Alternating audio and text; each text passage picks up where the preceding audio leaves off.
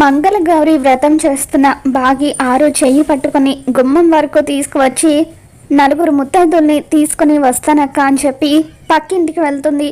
ఇక అలా బాగి అక్కడి నుండి వెళ్ళిపోగానే ఆరు లోపలికి వచ్చి అమ్మవారికి ఎదురుగా కూర్చొని అమ్మ అంటూ ఇక అలా అమ్మవారికి దండం పెట్టుకొని అక్షింతలు పూలు అమ్మవారి మీద వేస్తూ పూజ చేస్తూ ఉంటుంది.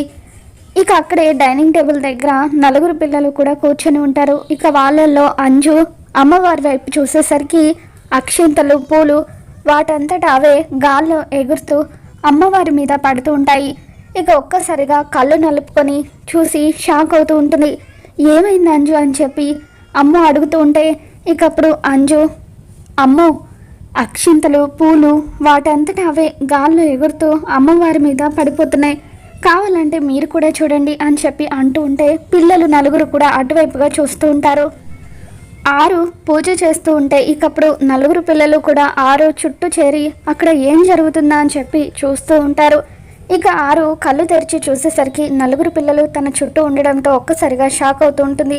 మరోవైపు అప్పుడే బాగి మరొక నలుగురు ముత్తైదుల్ని ఇంట్లోకి తీసుకుని వస్తూ ఉంటుంది. మరి రాబోతున్న ఎపిసోడ్లో ఏం జరగబోతుందో మళ్ళీ మన ఛానల్లో తెలుసుకున్న. వీడియో నచ్చినట్లయితే తప్పకుండా లైక్ చేయండి.